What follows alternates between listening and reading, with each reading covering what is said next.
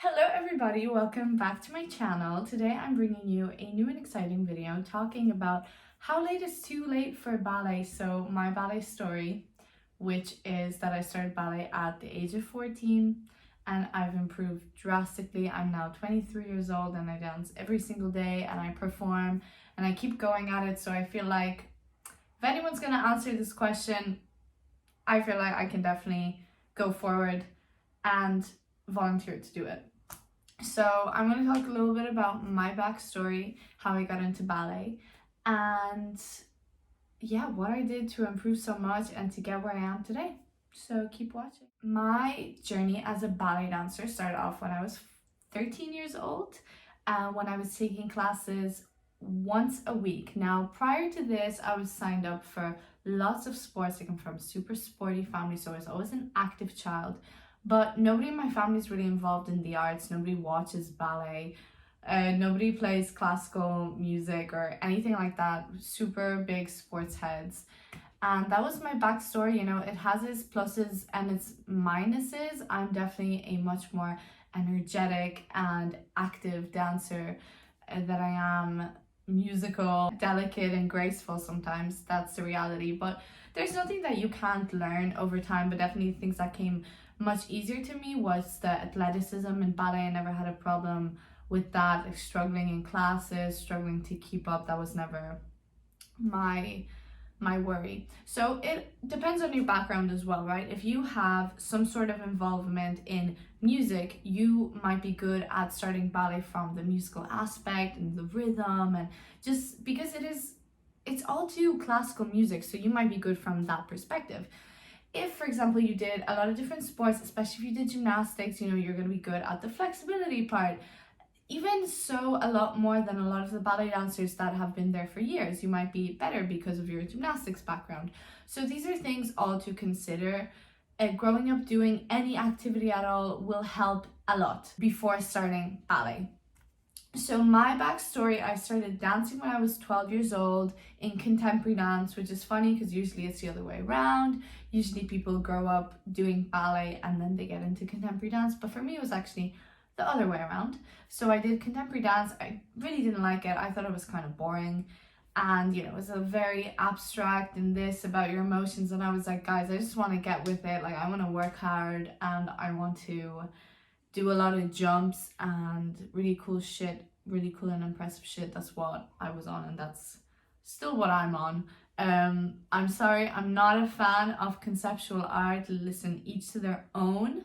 The world is your oyster, as I always say. You can do whatever you want, but it's just not what I like to do. I don't like conceptual art. I don't like abstract art. I like when things are specific and I know what I'm doing and it's not too, you know, with the fairies. What happened when I was 12 years old, a lot of the girls on my contemporary group, they did ballet, and I expressed this interest to my parents. And by the age of 13, I was signed up for dance classes. Now, this was only one day a week because ballet is really expensive, and especially me growing up in Dublin, it was super expensive. So, but the teacher saw a lot of potential in me, and she did an RAD style of ballet, which is the English school.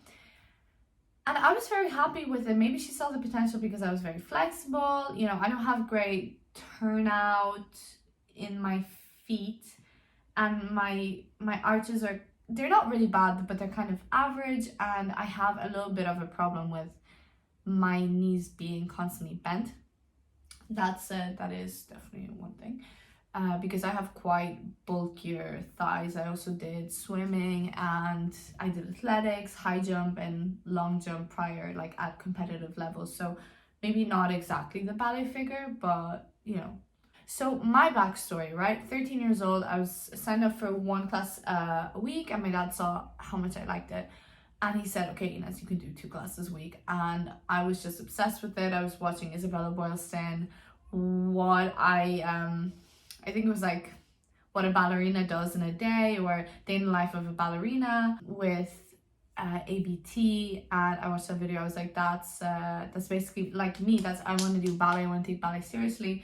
So then this conversation struck with my parents. So I was 14 at that time. I had been doing ballet for a year, but not really properly. I was really practicing a lot at home. I said I want to move back to Poland, like where I was born. And my mom thought I was crazy. She thought this was just maybe like a thing I had at the moment because, you know, I was 14. I was like, I want to move to Poland. She thought maybe it's just like a hobby. I'm going to get over it or whatever. But I expressed my interest so deeply. She was really struck because there was never a thing in my life, even if I was good at it, that I was like, I want to pursue this and become a master at it. I want to master this skill. I want to get really good at this thing. I've never had that because I've always been someone who was average or really good at everything. Like every single sport, I was really good at school. Everything I was good at, but I was never really infatuated by one thing specifically that I wanted to do. And when it was ballet, I was like, well, it's ballet, it's dance, like that's just where it has to be. And she let me go, and I lived with my granddad at the beginning, later then lived with my aunt and shared a room with my cousin, which is a whole story. But yeah, life was crazy, and I moved to Poland. I auditioned for the National Ballet School in Poznań, Poland, like the Ogólnokształcąca Szkoła Baletowa. And I went to audition. I had never done point. I bought my point shoes in Decathlon and I was so eager. I said, you know, I'm super hardworking, like anything you throw at me, like I'm gonna do it. Please give me a chance. And the principal said, no. He said, like, you have nothing, there's no potential. He just shut me off, and I was devastated because I had just gone to Poland with this big dream. So then I wasn't stopping there. I went to other ballet schools and they said yes, but the first one, they wanted a lot of money from my parents, and I thought, maybe no, let's try something else. And then I ended up getting accepted to a semi-private ballet school in Poznań, Poland, where I trained 5 to 6 days a week for 3 to 4 hours a day, which was brilliant, in theory. No, it was. I am so grateful that that happened. But yeah, I was always a very strong contemporary dancer, and I didn't have the proportional ballet body, and I started late, so everyone, especially my principal, was always trying to push me towards contemporary, even though I just hated it. I just find it really depressing. Contemporary art is always so monotone, and it's so, you know, the energy is here and it's so serious, or it's the techno and it's not really musical, and there's just nothing that I like about it. My favorite thing when I dance is I love to smile when I dance, right? I love to do the variations with the big jumps and the smiles and the expressiveness and the explosiveness. You know, when you watch Maya Blitzkaya and you see her like in a pas de deux and she's being thrown around, and you see her doing Laurencia, and even though the technique back then wasn't as redefined as it is now, it just had this amazing thing about it.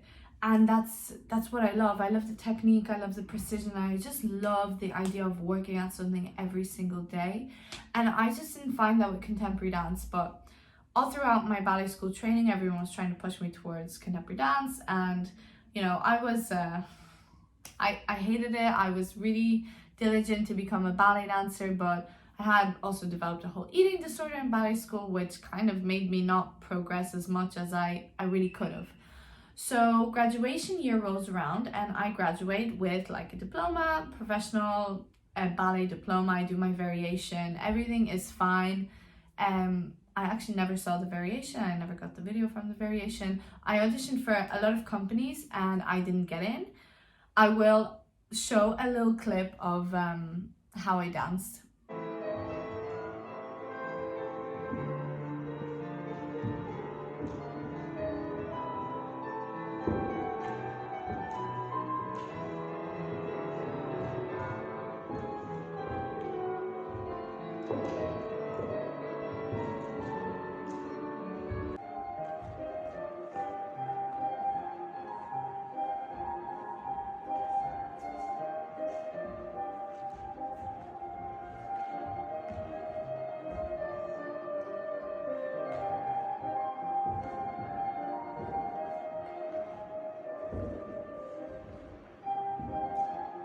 Yeah, so there's obviously, when you watch that, you would understand why I didn't get in. I was devastated, but I didn't realize how, first of all, how much weight I had gained towards the graduation year, just from the constant dieting, like just yo-yoing back on me. I had this big dream, and I was also a perfectionist, but at the end of the day, this perfectionism led me to nowhere. I didn't improve as much as I could have. I gained a lot of weight, and I didn't get in anywhere.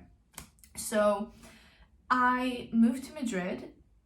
First of all, I worked for summer in Starbucks, and all of the money that I made, I just saved it into my account. I worked in Dublin, stayed with my parents, and then all of that money I saved, and I went to Madrid for 4 months, and I stayed in Madrid Dance Center, and that was the best thing I did. That was the best decision. So Madrid Dance Center is like a professional dance course, or even just dance classes that you can take daily.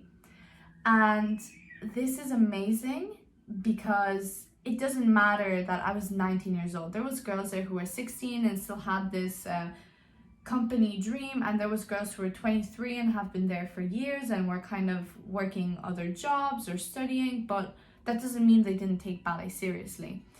And I was treated so well there, and I just really felt like I was pushed, and I learned so much outside of this Veganova Russian training bubble and standards. I was just so in love with the scene there. Now, unfortunately, I left because I ran out of money. I couldn't find a job. The unemployment rate in Spain is so high.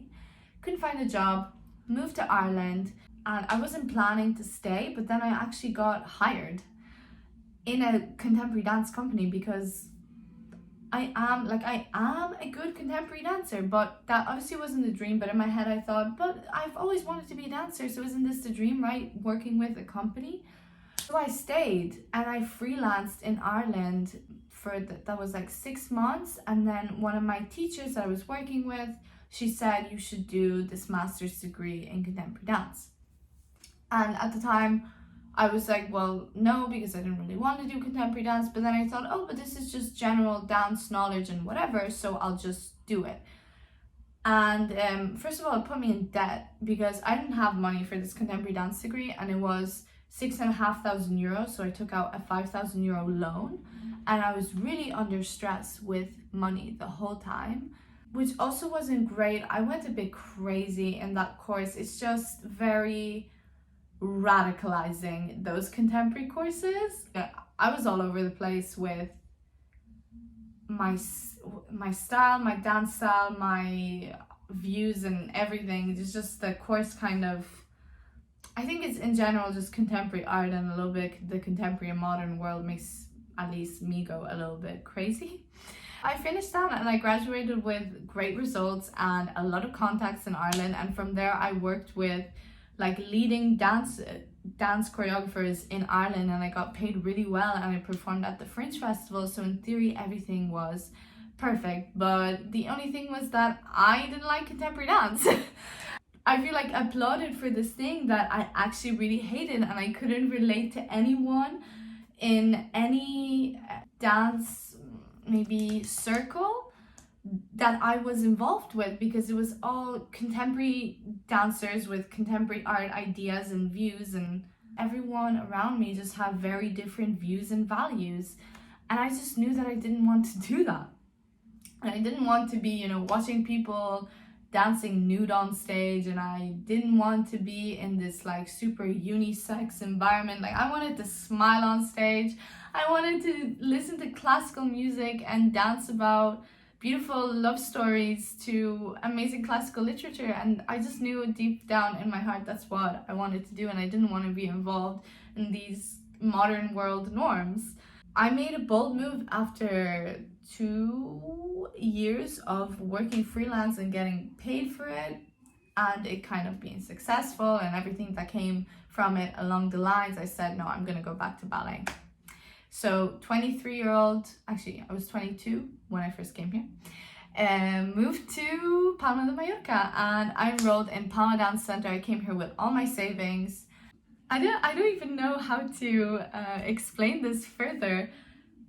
at the end of the day, like, you are going to be happiest doing what you want to do. Like, people tell you it's not feasible, or that you should take a certain path because you have these characteristics and these traits, but it's about what you want. You know, I know that I'm good at contemporary dance because I have this looseness or whatever about me and when I dance or blah blah blah, but it just doesn't make me happy. I don't want to be, you know, sour model face Trisha Brown on stage. I don't want to. I don't want to do it.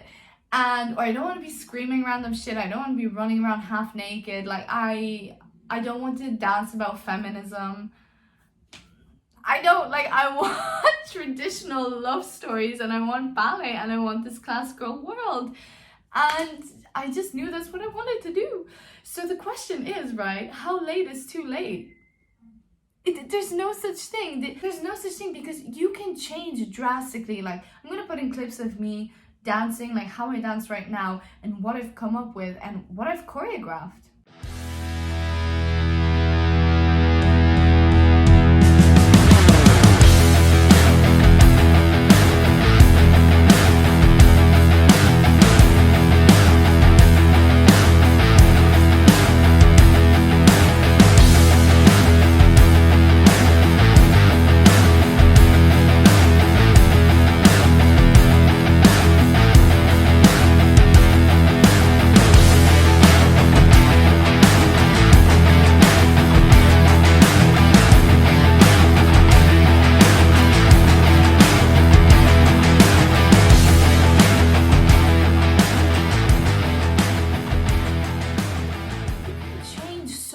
In a year, you can change so much in 2 years. The only thing is that you need to give these things time, right? So ballet, you can't master anything in a day, in a week, in a month. It's not like you're going to go to a summer intensive and you're going to be Svetlana Zakharova. Like, you're not. That's not possible. But if you have the opportunity where you're like, I can take a year out, or I can take 6 months out to work on this, or maybe get even a part-time job to then try to build up your dance career. I know it's hard with money and everything, but there is always solutions. And if you feel like you can't do it in the place where you are, you can move. You know what I mean? Like, you can literally move. Here in Spain, there are so many things for adults. There's a girl in my advanced program who's 35 years old, and she comes to class 6 days a week. There is former dancers who are in their 50s and 60s coming to class 3 to 4 times a week. There's mothers who take ballet seriously, right? And you can get to a really good level, and nobody gets to tell you shit. Nobody says, like, you should just let this go. You don't have to do this. People don't do this at your age. Everything is up to you. Everything is up to you. I'm now 23 years old, and I have never seen this improvement. Honestly, when I graduated from ballet school, I thought, there's just no hope for me. Like, I'm just gonna stay this way for the rest of my life. That was my mentality at the time. You know deep down in your heart where your potential is and where your dreams are. Actually, I went to a ballet class last year in Ireland. And this was also the thing that kind of struck me, because this was literally 3 months before I decided to move to Palma. I went to an open ballet class while I was in rehearsals for a contemporary dance piece.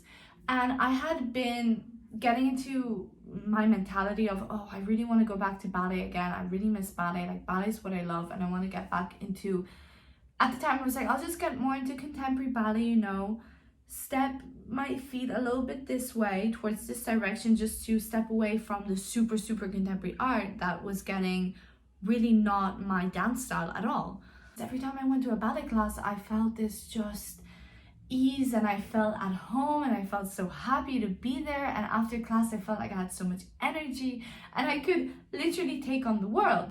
So I go to this ballet class right in the morning before my rehearsal, and this woman comes up to me and she's like, are you a professional, like, dancer? I was like, yes, I work with this person.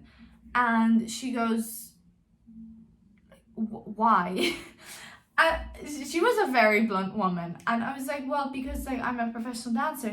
But she said, but, like, with your skills, I just thought you would be in a ballet company, you know. And that kind of also made me go, like, maybe I'm so caught up into what was said to me in ballet school and the rejections and everything that happened in Poland that I'm not even realizing how far I've come already. But sometimes we're so blocked by the things that people say to us, we really stick those words into our identity, right? So someone said you're stupid, so for several years you just go about your life thinking that you're an idiot.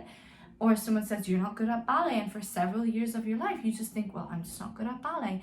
And that's actually not true. There are things I can improve on, but there are things people have to improve on in ballet always. People in companies, principal dancers, soloists, we all have to improve on something, because that's the beauty of ballet. It's a skill that you have to master. So how late is too late? Never.